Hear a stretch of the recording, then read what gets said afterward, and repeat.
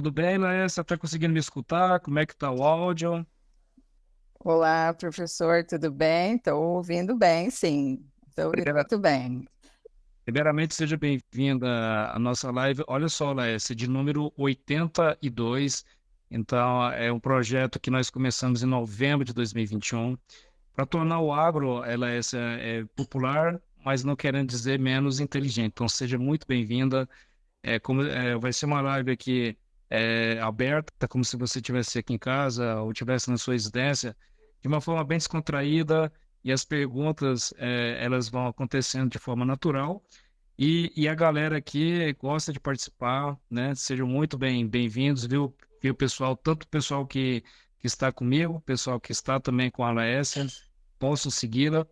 Então, eu queria que você apresentasse, Laécia, o seu trabalho, para a galera que não te conhece aqui, o que você anda trabalhando atualmente na empresa Solo e Companhia, é isso mesmo?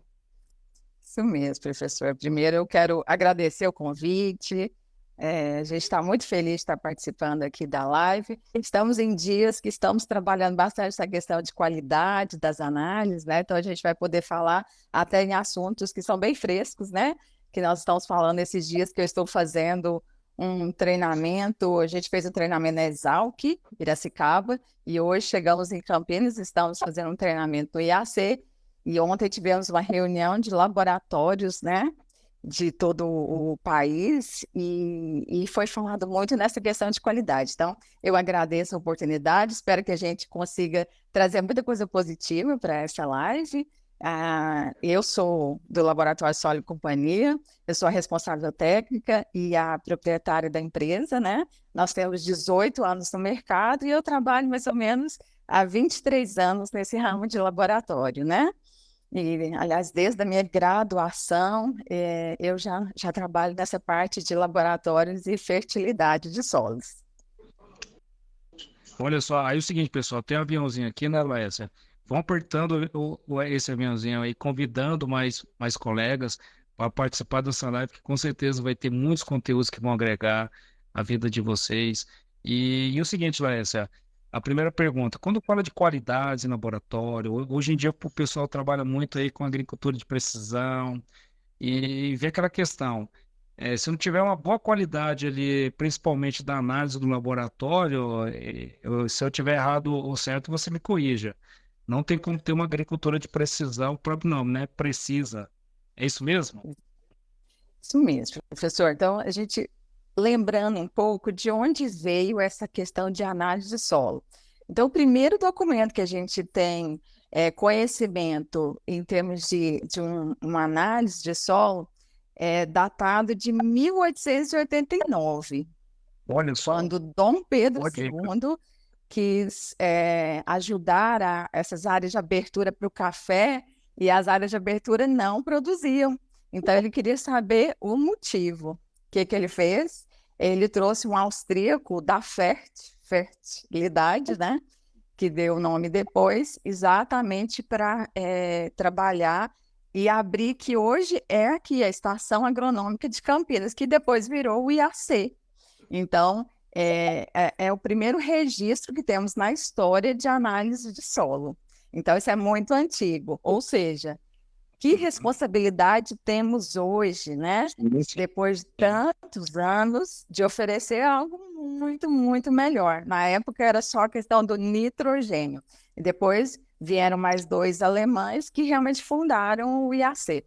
E aí começaram a fazer os outros nutrientes, fósforo, potássio. É só na década de 50, 60 que vieram os micronutrientes. Então, assim, análise de solo, a qualidade, ela interfere muito no trabalho. Hoje, com a agricultura de precisão, eu não vejo a agricultura de precisão sendo de precisão sem uma análise de qualidade. Com dados, você imagina, uma análise de solo onde ela ofereça resultados equivocados, errados, por exemplo, de Aí que cálcio, tá de a questão. magnésio, de um Uhum. pH, de um alumínio, onde o nosso cliente tira dali os cálculos para análise de calcário, de gessagem, de adubação, então tudo acreditando naqueles resultados. Então, em muitas áreas, são milhões de reais ou até de dólares investidos baseados em análise, né? Naquele mundo, naquele monte de amostras, né? Então, a gente busca, os laboratórios hoje, eles têm essa obrigação de buscar qualidade, de buscar precisão. E é um conjunto, né, que nós vamos conversando aí ao longo dessa live, é um conjunto de dados, um conjunto de ações dentro da empresa que levam lá na ponta aquele laudo, aqueles resultados, né, que nossos clientes recebem, né, nossos que eu digo de todos os laboratórios do país, né. Então, a demanda está aumentando muito, vem aumentando nos últimos 10, 15 anos, aumentou muito. E aumentou, e o que aconteceu? A abertura de inúmeros laboratórios, né? Então, houve uma explosão, né, de inúmeros laboratórios que abriram, que estão oferecendo serviço e muitas vezes achando que é algo simples, mas não é. Quem trabalha em laboratório sabe quantos fatores e quantos itens interferem e como é difícil controlar todos. Mas aquele laboratório que consegue controlar o maior número de fatores que levam a erros, certamente trazem qualidade. O que você me acabou de me perguntar. A importância do resultado, né, para hoje a agricultura de precisão. Então, está migrando para a zona de manejo, está migrando, né, para, ao invés do grid, para a zona de manejo. O que é a zona de manejo? Então, assim, vai ser comparado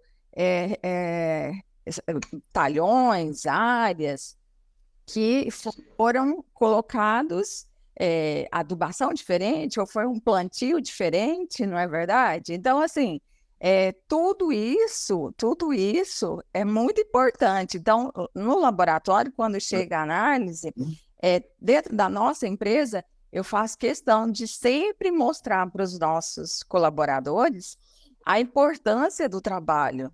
Não tem como a gente vigiar cada um, né? Apesar de que o nosso laboratório ele parece um Big Brother, tem câmeras para todos os lados, mas é a confiança. Então, assim, são números, são pessoas, são máquinas. Então, há forma, sim, de controlar, mas não é nada simples e tem que estar muito consciente, tanto o cliente quanto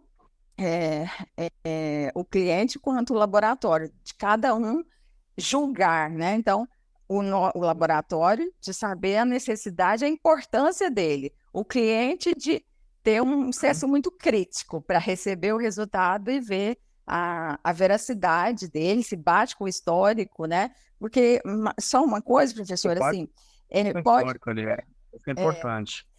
Agora tem de ver uma coisa, se o histórico diário é verdadeiro, porque às vezes ele vem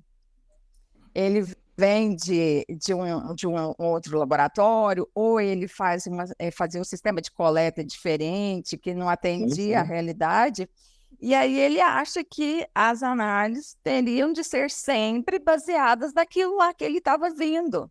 Aí ele coloca fósforo, ele coloca calcário, mas ele não tem noção, ele não observou se foi realmente colocado a quantidade que foi pedida.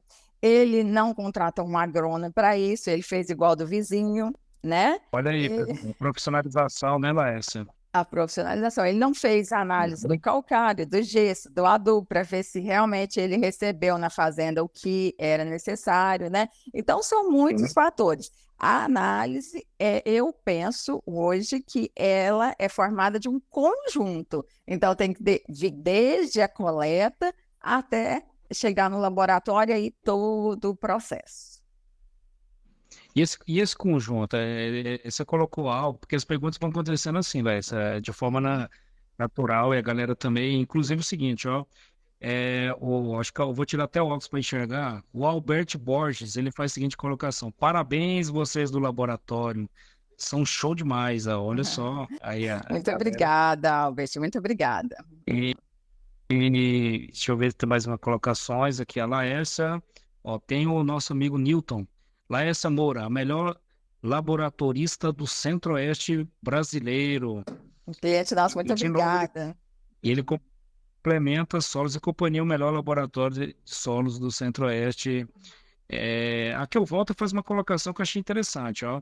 O que adianta querer fazer uma agricultura de precisão se não fizer o básico bem feito? O que você acha, Laércia? O básico não está sendo bem feito, como isso que você postou muito bem, que são vários conjuntos de fatores, e a coleta, e essa questão da coleta, que você que trabalha com análise, dá para perceber ou não, quando a coleta foi bem ajustada, quando não foi, quando todos os critérios ali foram estabelecidos. Tem como saber? Tem, Laércia? Tem, por exemplo, a questão da coleta de solo, ela começa lá no escritório da empresa que vai fazer a coleta, não é? Então, eles fazem todo um mapa bonito, delimitam lá todos os pontos, plotam lá naquele mapa bonito, colocam no computador e despacham a equipe para o campo. Aí você imagina, nós temos um grande problema hoje, recurso humano, né? Então, você vai com os melhores equipamentos, você vai com um quadriciclo, com um sistema de Brox, tá? Coisa top, muito bom. Porém, às vezes, quem está ali fazendo não tem esse conhecimento, não sabe utilizar. Debaixo do sol de 40 graus, ele tem que fazer 50 furos, chegou no 5, ele já desistiu. Faz ali. Muitas empresas não têm o sistema de GPS, que observa se a pessoa fez todo o caminho que deveria fazer, né? Então, que acontece? Aí faz uma coleta lá, 0 a 20, 20 a 40. Normalmente as empresas de agricultura de precisão, uma porcentagem das amostras, eles fazem 20 a 40. Aí você observa uma inversão ou resultados iguais para as duas profundidades. Tá certo? Não. A Ainda mais no fertilidade em solo, cima da igual embaixo. Então, o que aconteceu? Uma coleta inadequada. Então, quando chega no laboratório, nós somos, nós somos muitas vezes alvo de críticas. O laboratório errou. É o primeiro, o primeiro fator que leva em consideração. O laboratório se equivocou, o laboratório está errado. Mas será que foi mesmo? Será que a coleta foi feita onde deveria ter sido feita? A profundidade está correta? Não houve contaminação de ambientes, né? Ele fez uma coleta realmente em vários pontos, ou chegou ali perto de um esterco, perto de um formigueiro, de um pupizeiro, Olha só, ou coletou numa profundidade, numa superfície, 0 a 5, 0 a 10, então fica lá nas alturas dos valores, né? Se é um solo de lavoura e tal. Então, tudo isso interfere. Então, assim, não é só o laboratório. Quando chega, então, assim, isso interfere lá no trabalho. Então, hoje a gente trabalha com algumas empresas de agricultura de precisão e lá no laboratório, professor, tem uma coisa assim, um diferencial, que é a questão para a gente identificar a qualidade. Existe uma pessoa na ponta, uma pessoa que olha todos os resultados, não sai um resultado sem olhar, sou eu. Então, assim, com essa expertise que eu tenho lá na empresa, claro que é um trabalho estafante, claro que fica impossível ser rápido para ter essa qualidade, mas o cliente nosso entende isso, ele escolheu a gente porque ele sabe que não é aqueles resultados que saíram de todos os equipamentos lá, foi para um software, foi calculado e imprimiu lá na impressora, ou mandou no WhatsApp, ou mandou pelo e-mail. Não, passou por mim. Eu vejo o conjunto de dados e aí, com essa expertise de 25 anos que eu tenho de laboratório, eu consigo olhar e ver se aquele conjunto de dados está bom ou não está. Se, por exemplo, eu já vi resultados, não dentro da empresa, mas dos nossos colegas aí, onde você vê um solo com pH 4 e uma saturação de 70, isso quer dizer o quê? Alguém não olhou que ou o hidrogênio mais alumínio está equivocado, ou o cálcio e magnésio, ou foi um cálculo errado. Não, libera o resultado, aí vai lá para o cliente. que o cliente fala? Não, isso aqui está errado. E acaba todo o ramo de laboratórios queimando o filme, porque fala, não, eu fiz análise, mas não deu, faz errado esses laboratórios, não sei o quê. Então, é um fator que os laboratórios hoje estão buscando, eles estão buscando novamente a credibilidade, por causa dessas grandes diferenças que existem de laboratório para laboratório. Existe o problema, nós estamos perdendo credibilidade. Todos os laboratórios, seja ele grande ou pequeno, não interessa. Está perdendo a credibilidade por causa disso, porque vai automatizando, né? Vai trazendo pessoas que não têm a prática, não têm conhecimento, e o laboratório não oferece um treinamento adequado, então ele vai fazendo ali do jeito que é possível e não funciona. Os laboratórios são super criativos, eles deturpam um protocolo de análise que foi estudado por um IAC, por um Embrapa, em 2 minutos, mudam tudo para facilitar. Isso vem sendo discutido, que eu estou te falando, além de uma percepção minha, é uma percepção do IAC, é uma percepção da Embrapa, que percebe-se que os laboratórios vão inventando, vão sendo criativos, e isso vai induzindo a erros, né? Então, nós procuramos, e ao certo, a única coisa certa é você seguir o protocolo de análise oficial, de um órgão Isso oficial. que ela falou criativa é do ponto de vista negativo, né, Luiz? Então, ele é igual a receita da vovó, a receita de bolo.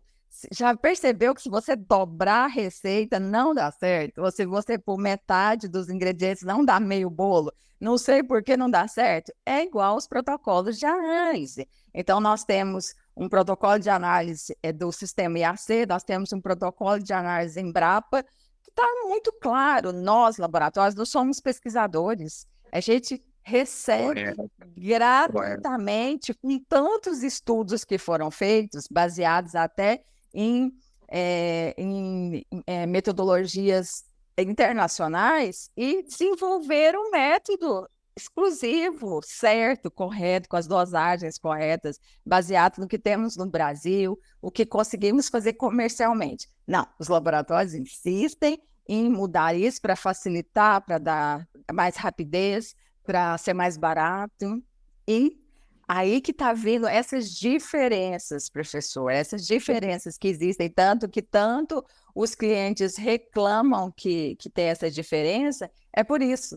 É porque muda-se, não usa-se reagentes de qualidade. Reagentes hoje estão caríssimos. Após a pandemia ficou algo inacreditável. Então, a gente tem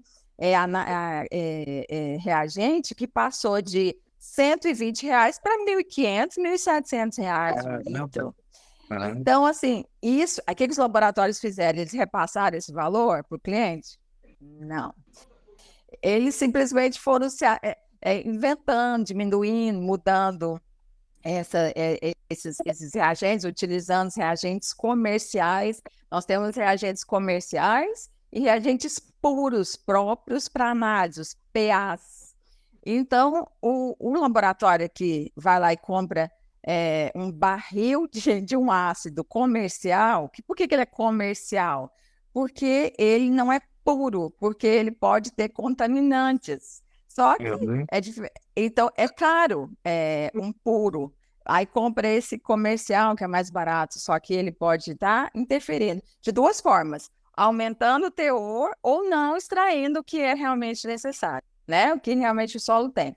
Então, desde o momento que chega essa amostra dentro do laboratório, nós devemos tratá-la, né? Cada uma, tratar de uma forma muito particular, para que não haja passe o tempo. Hoje, uma discussão aqui foi assim: os laboratórios, para serem mais rápidos, botam solos para secar em estufa.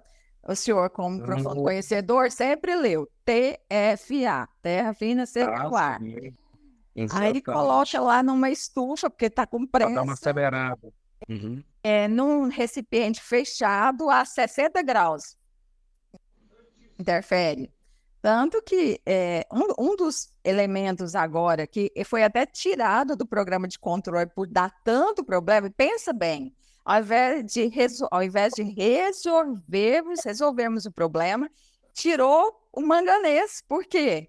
Porque o pessoal não consegue um resultado. Pensa, 158 laboratórios que o IAC não está, tirou o manganês para não diminuir a nota dos laboratórios. Eu acho errado. Eu acho que deveria dizer, o procedimento é esse, como foi dito, o procedimento é não secar em estufa, é secar em aberto, ao ar, pelo menor tempo possível, com o maior cuidado. Está entendendo? Então, assim, tem tantos detalhes que vão interferir, quer dizer, o laboratório que faz a secagem correta, que faz a determinação correta, que tem um resultado correto, ele está sendo injustiçado, porque os outros não fazem, porque os outros precisam de rapidez, aí coloca lá dentro de uma estufa, né, de ventilação forçada, e isso está mostrando, foi mostrado até ontem, um estudo que os piores resultados, mas esses resultados estão chegando até o cliente, não estão? E ele está recebendo um resultado equivocado. Tem alimentos que são feitos de forma manual, como você falou, a terra, né? É seca ao ar, fina, não tem como ser automatizada. É isso aí, né, Laércia? Então, tem mecanismos ali que, como você colocou, automatização, então tem algo no laboratório, tem que ser manual, é isso mesmo?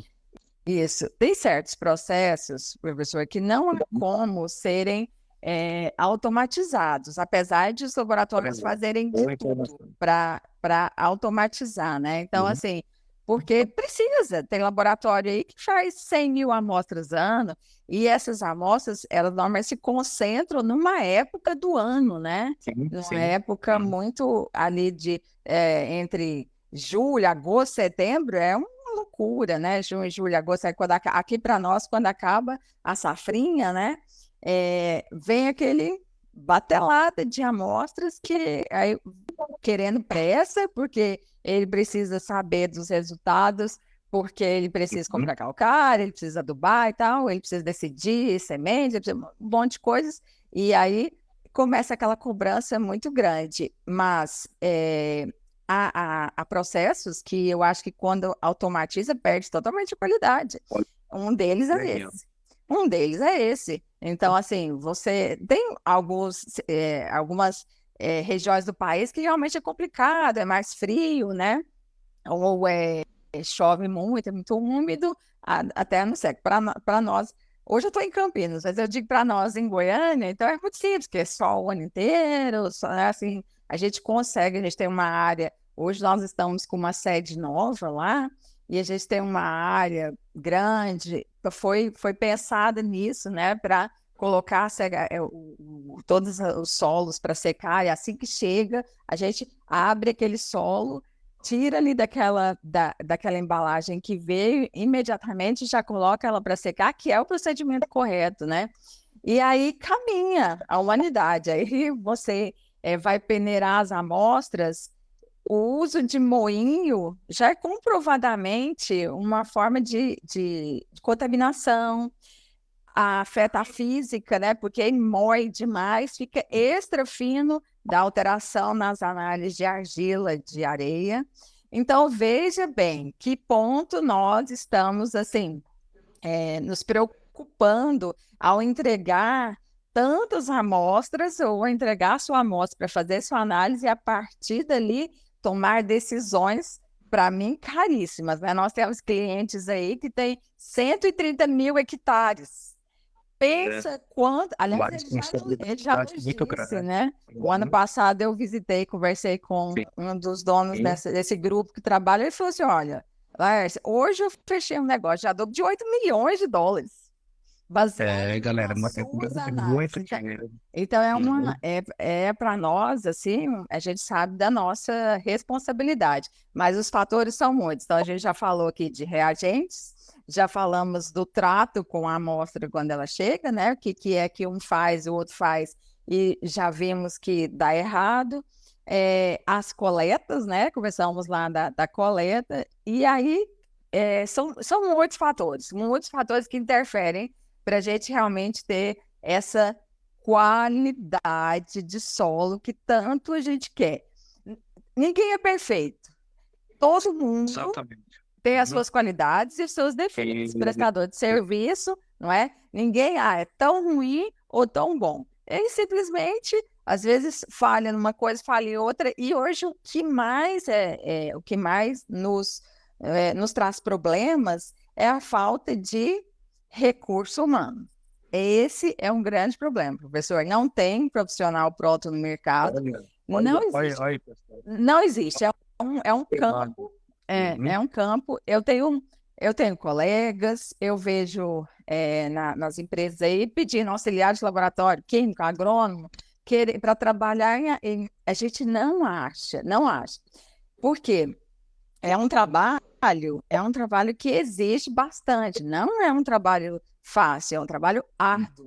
E você precisa dominar um agrônomo hoje para entrar no laboratório, pelo menos para mim, né?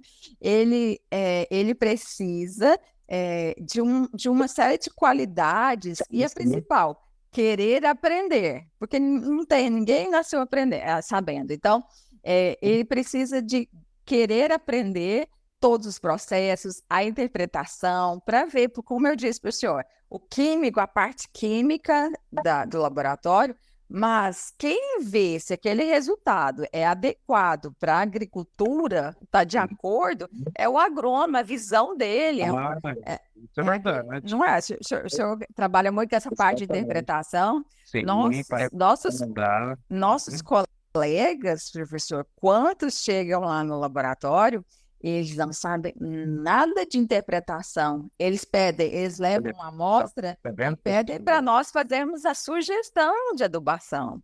Então, até o seu curso, a gente indica bastante, porque eu acho que o agrônomo que não sabe, ele olha o pH, ele já decide tudo, só do pH. Ele fez uma análise completa com pH, com cálcio, magnésio, alumínio, saturação por alumínio, as relações, cálcio, magnésio. Deus é mais ele olhar isso. Ele olha o pH e já coloca calcário, coloca gesso, coloca isso, coloca aquilo. Então, assim, nossos profissionais também, eles precisam urgentemente quererem, né, aprender, né, se querem trabalhar com o laboratório e entenderem do processo. Então, a falta de recurso humano é muito grande para nós, assim. O que os laboratórios estão fazendo por isso? Automatizando. E aí trazemos outro problema de automatizar, né? Que é o que nós estávamos conversando anteriormente. A gente começa a trazer, aquela coisa fica mecânica, né? Ou seja, fica automática. O que sai do equipamento e tal. Se o equipamento ele hoje está descalibrado, o equipamento também tem um mau humor. Tem dia que ele amanhece, ele não quer trabalhar, ele está trabalhando errado. Quem vê isso? O técnico, ele observa, olha. Peraí, nós temos dentro de laboratório, nós temos um padrão, nós temos uma testemunha, nós temos um branco, nós temos formas de medir se está indo tudo certo. Mas não, como é aquela demanda louca, não, deixa aí, vai, depois a gente vê o que faz, porque o equipamento só estraga na autossafra, né? Ele só estraga no momento que não pode. Então, alguns laboratórios só têm um equipamento, né, e tal, para cada coisa. Então, aí que a gente vai tirando qualidade, vai inserindo erro no sistema. Então, o seu pH, que deveria ser 5,5, com tanto erro lá, a solução padrão dele está vencida, o funcionário naquele dia não calibrou o equipamento, a água dele está com o pH errado, não tem qualidade, a água. Aí o que vai acontecer? O pH chegou para ele a 4,7, mas na verdade era 5,7, 5,8. Isso entendeu? Então, é nesse sentido, professor. Aí como é que você vai gerar um relatório, um laudo técnico de uma forma adequada, não é isso, né? Ela é essa. Se a interpretação, ela não está sendo, como você colocou muito bem, né? Ela não está sendo feita de uma forma adequada, porque os meus alunos, eu gosto de ensinar o cálculo, principalmente manual, sabe, Laércia? E porque eles falam, não, mas tem a planilha. Não, tudo bem, eu tenho planilha, tem as fórmulas, mas a Laércia está aqui, ó. Agiliza, logicamente, agiliza o cálculo para fazer planilhas. A galera está partindo agora para o software para Uhum. fazer curvas e calibrações mais adequadas. Inclusive, Laércio, eu até te convido que nós estamos promovendo um evento que vai vir um pessoal da Embrapa Soja, eles vão apresentar para nós um software com modelagem de ajuste de calibração e também por DRIS. Te convido a participar. A gente ainda está batendo o martelo para definir a data. Provavelmente vai ser em meados de maio, na entre Uhum. safra. E está convidadíssimo. E tem alguns conceitos que são interessantes. Por exemplo, o Newton. O Newton aqui faz a pergunta que é o seguinte, Laércio, Uhum. para falar um pouco sobre o fósforo, o que vai ser um fósforo remanescente, o que vai ser um fósforo Merlin e um fósforo resina. Ah, Olha sim. só, É, você vê que a galera pergunta mesmo, viu, Lécia? pergunta mesmo. Olha só. Hoje eu me deparei com essa questão aqui de uma pessoa falando sobre fósforo remanescente e falando uma bobagem muito grande, assim. E eu fiquei muito impressionada. Então, vamos esclarecer isso de uma vez. Nós temos aí como extrair fósforo disponível do solo. O que nos interessa, dentro da sua análise de solo, o que a gente tem de determinar é o que está disponível para o solo, não é verdade? Então, tem dois métodos. O MELISH, que é um método Embrapa, que é um método para a região dos cerrados, que se adequa muito bem. Não é para todos os solos, mas 99% ele extrai o fósforo disponível dessas áreas. Mesmo muitos aí sendo contra. O fósforo em resina, ele faz parte do sistema IAC, que ele foi adaptado para a região sul e sudeste. Não temos tabela de referência para a região do Cerrado. Tem algumas aí, Perfeito. tem algumas xing aí, mas não são É, assim, o pessoal oficiais. faz até uns cálculos assim que eu fico assim, uns índices de produtividade, sabe, Lécia? Não existe correlação entre os dois, porque ele tem laboratório, tem mais essa. Laboratório que inventou um fator de correção e transforma um no outro. Isso não existe em lugar nenhum. Então, o fósforo em resina aí tem um método, o fósforo em mesh é outro método, não tem correlação, não tem nada a ver um com o outro. A questão é qual que você vai escolher e qual que vai servir para a sua região que você tem tabelas de referência para interpretar, não é, professor? Não quer dizer, você tem um número, você faz o que com ele, criatura? Não sei, assim, não sei. E então cada laboratório, a maioria dos laboratórios trabalha com mesh, é um protocolo mais fácil, fartamente de tabelas interpretativas, ligadas à produtividade, etc. Perfeito. É o que é mais pedido para a nossa região, para a região do Sul, para Minas. A hora que eu chego de São Paulo, aqui o IAC não gosta nem de ver falar em mesh, ele não admite. Menos. Ele só gosta de quê? Do resina. Ok. O remanescente, agora vamos falar desse remanescente de uma vez por todas. Esquece a palavra fósforo. O remanescente não é teor de fósforo, é um índice tampão do fósforo, dos ânions, fósforo, Uhum. enxofre e zinco. O que quer dizer isso, Laércio? Quer dizer o seguinte: é nada mais, nada menos que o índice que mede quanto desses elementos ficam adsorvidos do solo, ficam presos, ficam Preço. disponíveis de Uhum. tudo que você joga. Então, por exemplo, a análise é muito simples. Você pega o solo, você injeta 60 gramas por quilo de fósforo, deixa lá de molho, no outro dia da solução, você extrai e determina quanto de fósforo tem lá. Então, de 60, eu consegui de volta 30. O que quer dizer isso? 50% ficou preso no solo. 50% Assim, eu tenho disponível. Uhum. Portanto, quando eu pensar na minha recomendação, eu vou falar, eu preciso de 90 pontos. Se eu colocar exatamente os 90 pontos, só vai entrar 45, porque os outros 45, teoricamente, ficarão adsorvidos, presos no solo, indisponíveis. Correto. Então, eu tenho que colocar esse fator a mais na minha recomendação.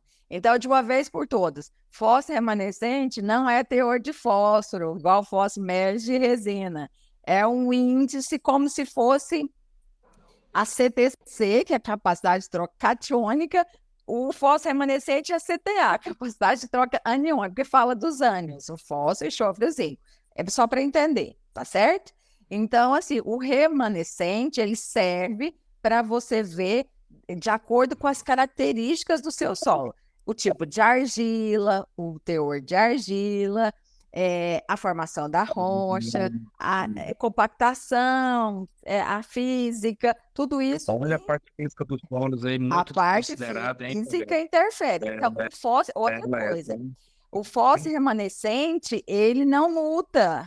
Ele é igual ao teor de argila. Se um dia deu 30, vai dar 30 sempre, porque ele está intrínseco. É uma característica do solo, tá bom? Então, o fóssil remanescente você determina uma vez e você fica sabendo, a menos que esse solo comece a ser tratado. Hoje tem produtos aí um tanto milagrosos, né, professor, que libera, diz que vai liberar, vai disponibilizar esse fósforo que está Será? preso. É, Vai disponibilizar esse fósforo em nome de Jesus que está lá preso, né? Mas, enfim, até por enquanto, esses produtos milagrosos não caíram na minha mão, né? Assim, de forma que a gente visse, da onde que eu sei? Os nossos clientes vêm aplicando e falam, mas cadê o fósforo que ia ficar disponível? Ah, não coloca não, para você ver no seu solo, você vai esperar o resto da vida, porque não funciona com essa rapidez.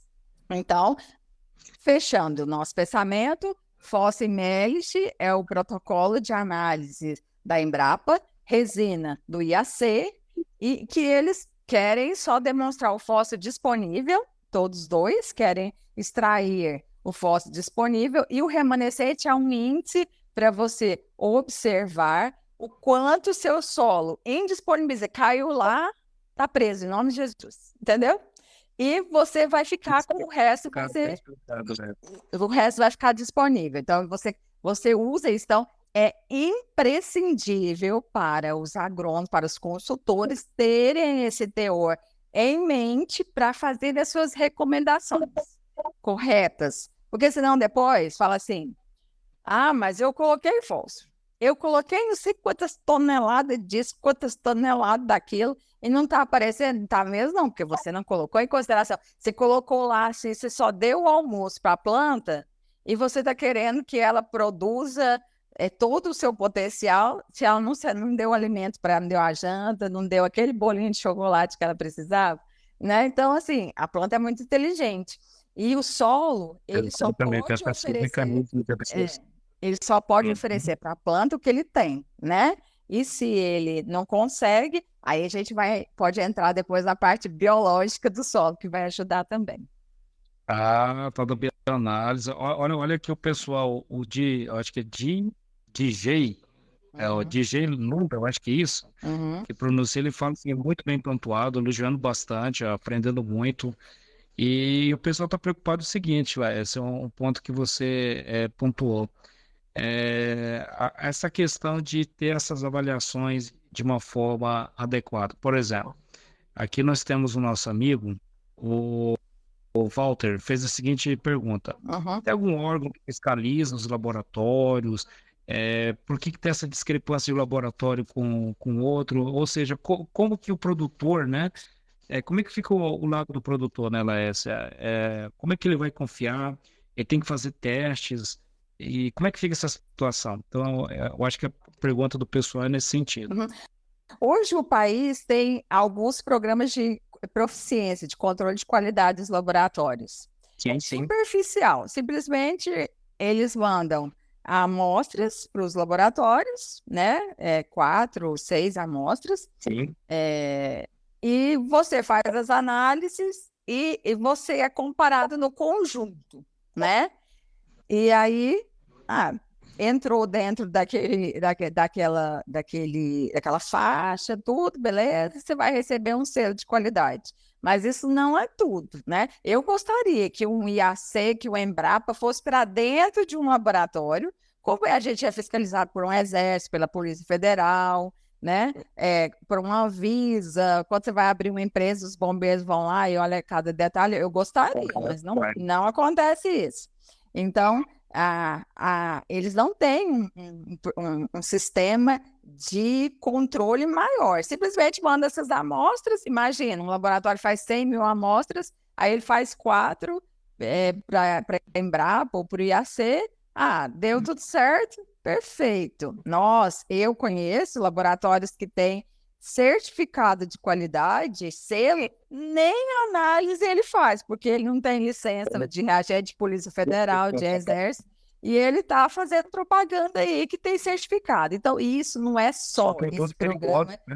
São, assim, ele não é não é só o programa de proficiência. Temos que ter todo um sistema de gestão da empresa, o controle interno. Não são aquelas 4 amostras que vai mostrar a sua qualidade, só elas. É durante todo o período, todo o tempo, todas as amostras. Então, o controle interno, isso é a gestão do laboratório. O controle das suas atividades, dos seus reagentes, dos seus funcionários, do seu sistema de análise, os seus equipamentos calibrados, não precisa ser novo, mas não adianta ter equipamento ICP, plasma, super advanced, mas não tem ninguém que saiba usar, ele está sendo usado inadequadamente, ele não está calibrado, a sua balança que não tá calibrada, o seu reagente não é puro. Então, assim, não é só olhar esse sistema. Eu acho que é muito difícil para o produtor, né? Ele vê isso tudo porque ele não vai lá dentro, dificilmente. Eu tenho inúmeros clientes que são de fora, de Goiânia, eles nunca foram ao laboratório, eles nem sabem, conversa comigo, eu nem conheço, às vezes, pessoalmente. Ele só confia, porque muitas vezes o resultado, ele sabe que está sendo feito, ele conhece, ele foi indicado. Tanto que laboratório não faz propaganda. Você já viu propaganda do laboratório na televisão? Isso, né? Não adianta, né? A qualidade, esse laboratório, ele só consegue a sua credibilidade o que a gente fala, de boca em boca, né? Então, um vai falando para o outro, eu fiz lá, aí eu fazia não sei aonde, aí não dava certo, eu fiz nesse, perfeito, confia no meu trabalho, confia no trabalho da minha empresa. Então, assim, existem sim, respondendo, existem sim os programas de controle, isso é um dos fatores que ele pode olhar, né, que vai ajudar, mas que não é tudo, que os programas de controle de qualidade também têm inúmeras falhas, né, mas todo o sistema, que é todo esse sistema que vai trazer qualidade para o seu resultado. Aqui entrou um amigo nosso que ele é da Agrimax Rio Verde, que é um grupo que nós vamos começar a trabalhar junto, trabalha com agricultura de precisão, uma galera de Rondonópolis, e o Edilon, ele fazia parte desse grupo e agora está em Rio Verde. E é um grupo que você pode ter certeza, Lécia, que eles são muito cuidadosos ali na consultoria com seus clientes, que é a parte relacionada à auditoria. A auditoria para saber se a qualidade daquele reagente e o produto, né, que está sendo inserido ali, ou por via de adubação fosfatada, como você explicou muito bem, ou adubação nitrogenada, ou micronutriente também, tem a questão dos micro, né?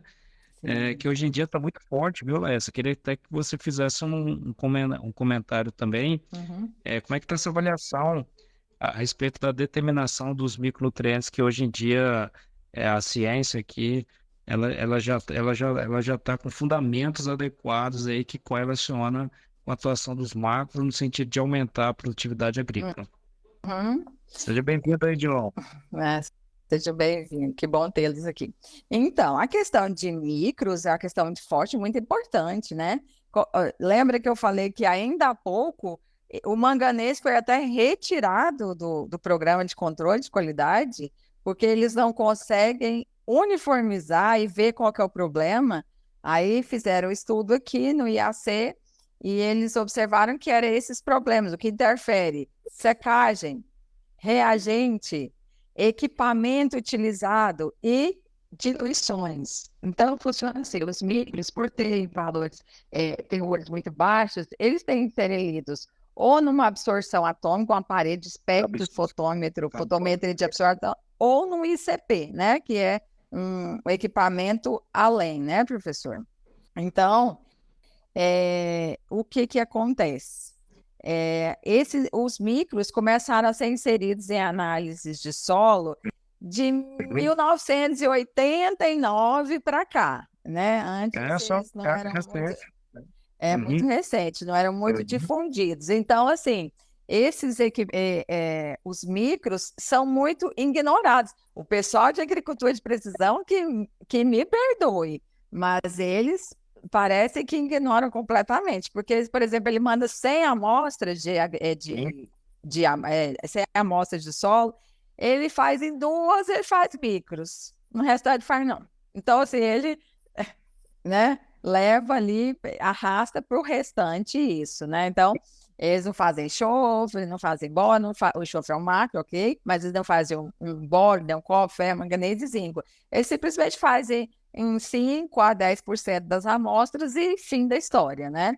Então, eu acho de extrema importância, porque o desequilíbrio, o desbalanço nutricional, a partir dessa questão de nutrientes, de micronutrientes, está sendo seríssimo. Sabe onde que a gente vê isso, professor? Principalmente na análise de seiva, na análise foliar. Nós, do laboratório, há uns 2 anos atrás, fomos para As Israel. respostas, né, da planta.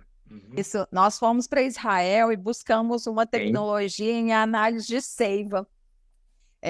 Fazer não análise da folha, mas monitorar a lavoura com análise de seiva para determinar instantaneamente, de forma dinâmica, aqueles nutrientes que tem ali na planta a cada estágio dela, né? Para fazer as interferências, caso sejam necessárias. E aí a gente pode falar disso em um outro momento dessa análise, mas o que a gente vê essas deficiências dos micros claramente na planta. Então, isso está sendo um pouco negligenciado, eu penso, de não oferecer na base essa adubação com micros, deixar só para foliar, e nem sempre os foliares são absorvidos. Você vê tantos trabalhos aí que estão existindo, né, mostrando que os calatados, um litotâmbio, esses adubos que é de quarta geração e etc., que estão realmente fazendo efeito, mas a gente observa que grande maioria dos adubos foliares não fazem efeito na planta, não são absorvidos, ficam ali na superfície, né? Então, isso é muito importante ser observado. Então, eu penso sempre que quando ele é oferecido na base, a planta come, absorve tudo. Mas muitas vezes a preferência, não, deixa isso para lá que é foliar, depois a gente faz adubações foliares. Aí interfere lá, né? Fica passando máquina, compactando solo e trazendo uma série, ficando mais caro o custo, né? Ficando cada vez mais caro o custo da lavoura e às vezes até inviável, né? Assim, muitas vezes inviável. Então, os micronutrientes atualmente estão sendo, no meu ponto de vista, negligenciados, as análises pouco precisas, porque são elementos da baixa, precisa de um cuidado especial. Nós temos tecnologias, nós temos 2 protocolos de análise também, um IAC e um Embrapa. Hoje o Laboratório Solo e Companhia usa Embrapa, né? Que também é muito preciso, mas que precisa de um cuidado, precisa ser muito bem cuidado, de fazer curvas lineares, de reagentes de muita qualidade, porque os teores são muito baixinhos. O risco de erro é muito grande. Como o Rodolfo colocou muito bem, a lei do mínimo, por exemplo, eu já vi muitos consultores, nada contra no comentário, eles estigmatizam um pouco o livro dos Cerrados, dizendo que está desatualizado a recomendação, mas como a Laís colocou muito bem, são pesquisadores que fizeram modelagens, correlações lineares, modelos estatísticos. Então, logicamente, na época que eles fizeram, né, nem isso, né, Laércio? Eles adequavam para um padrão ali de produtividade, ali, 40, 45 sacas ali de soja. Hoje a galera trabalha com 80, 90, Querendo mas eu chegar no 100, acredito né? que É. isso, querer chegar Aham. nos 100, e aí com a questão da biologia do solo, até ultrapassar esses patamares. Mas eu não acredito que é bem assim, que você vai descartar a recomendação, porque é um manual ali que traz informações ali, basilares, substanciais, não é isso, né, Laércia? Isso. Professor, hoje a gente tem muito cliente, esses clientes maiores, Sim. de alta tecnologia, que estão sonhando com os 3 dígitos, né? De 100 sacas para cima, de 500 toneladas, de 500 arrobas, né? De algodão e por aí vai. Eu estou sentindo eles se afastando dessas tabelas. Assim, olha, a gente estava falando outro dia sobre supercalagens. Aí, outro dia até o Leandro fez uma live com você, o Leandro Soloférdio, né? Ele outro dia Sim. me disse, não é supercalagem, eu já não falo mais de supercalagem. Eu falo que é o seguinte, o solo precisa de elevar um pH a 6,5, 7, que é no ponto onde há a maior absorção dos nutrientes, e passou disso, não piora. Então, ele vai fazendo a manutenção. Então, coloca-se hoje, se fizer o cálculo daqueles com saturação de base ou pelo alumínio, qualquer um daqueles métodos, aí você chega lá, precisa de 2, 3 toneladas por hectare. Eles estão jogando 12 a 20 toneladas. Por É quê? isso mesmo.